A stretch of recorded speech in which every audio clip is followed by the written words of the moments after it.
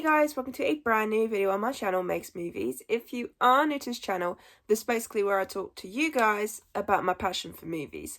This goes from collections, hauls, reviews, and today's video, so let's get into it. Okay, so this is the second video of the day. Well, hopefully it's going up on the same day. But we are back with another 2024 movie review, and that is Bad Boys Ride or Die. Now, I will say the song Bad Boys is now stuck in my head. So all I keep hearing is bad boys, what you gonna do? What you gonna do when they come for you? Honestly, sticks in your head. But yeah, so we're now talking about the fourth and the newest movie in the Bad Boys franchise.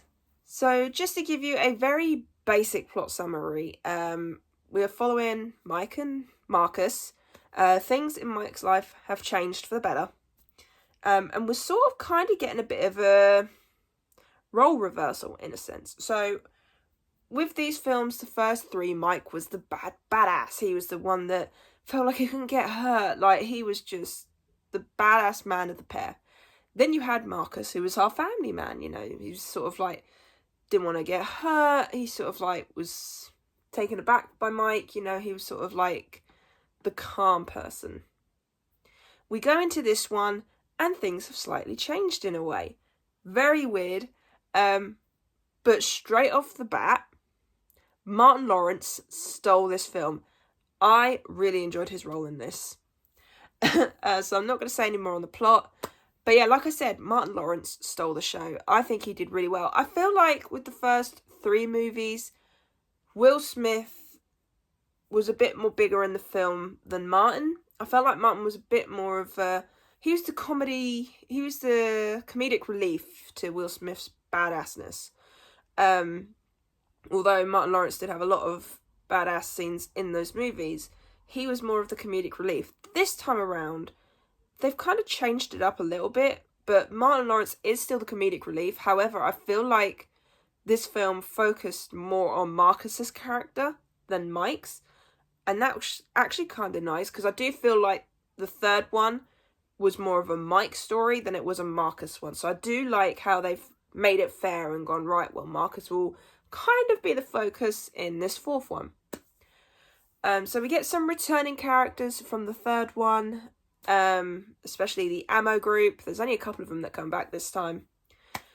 But I like how they've got to deal with a new situation that actually kind of links to the third movie and also links to the older movies as well. So it's sort of like a conclusion to the Bad Boys franchise in my eyes, the way they've done the plot. And I will say, absolutely enjoyed this film. I had such a good time. I'm glad I watched this on the big screen, because this is the only Bad Boys film I have not seen on the big screen. If they show the first one on a big screen and I'm available to go see it, I will. But no, Bad Boys Ride or Die.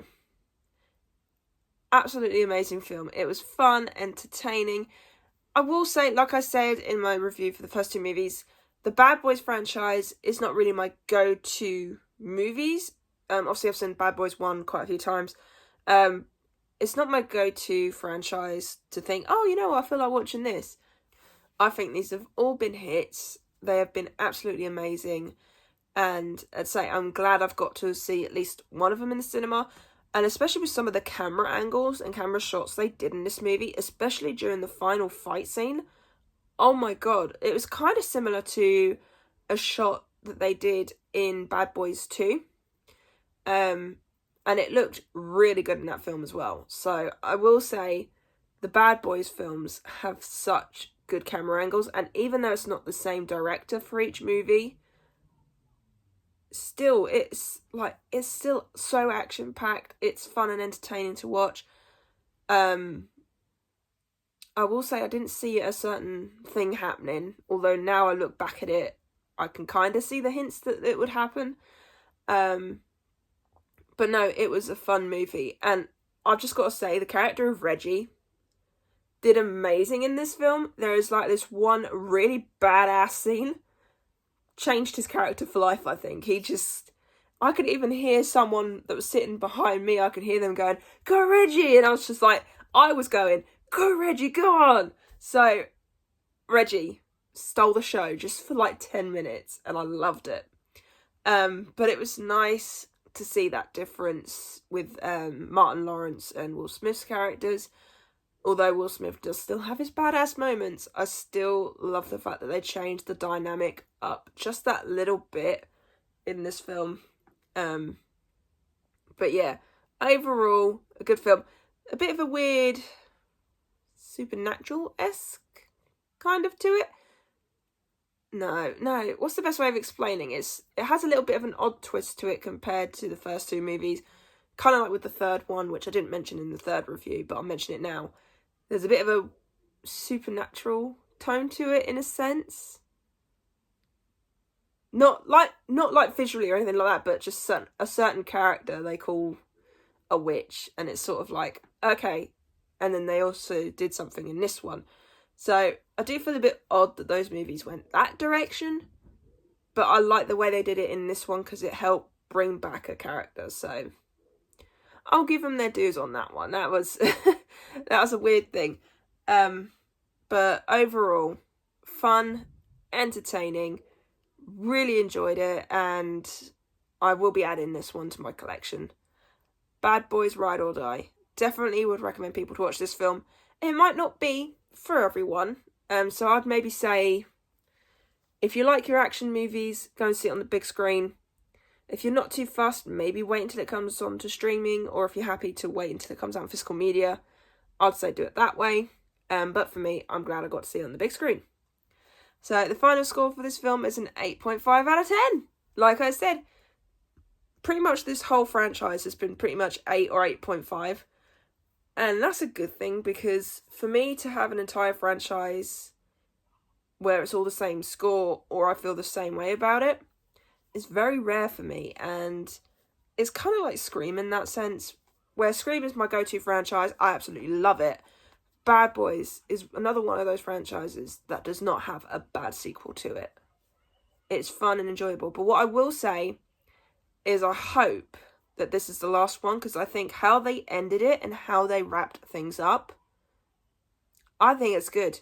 I think if you were to end the franchise there, you would end it on a high. It'd be good, it'd have been entertaining, and say, like I said, they connected the fourth one to the third one a bit more, but they also connected it to the second and first one. So I think with how they dealt with it, perfect round up to the quadrilogy, as they call it. So I would say do not do another Bad Boys movie. I'd say leave it at that. Be happy you've ended on a good note. Just leave it be. Absolutely great finish. So yeah, I really hope you enjoyed this video. If you did, then do give it a thumbs up. And if you are new to the channel, then go ahead, hit that subscribe button and also notification bell down below to be notified when I post. And also leave me your comments and thoughts on Bad Boys Ride or Die. If you've seen it yet, let me know if you've enjoyed it. But also, I do apologise, there's no trip to the movies vlog this time around because it was raining when I was walking to the cinema, so I was not going to get my camera out in the rain. But yeah, so I really hope you enjoyed this video. My ranking of the Bad Boys films will go up on Friday, I believe. I'm going to try and get it up on Friday. But yeah, so I really hope you enjoyed this video, and I'll see you guys next time. Bye!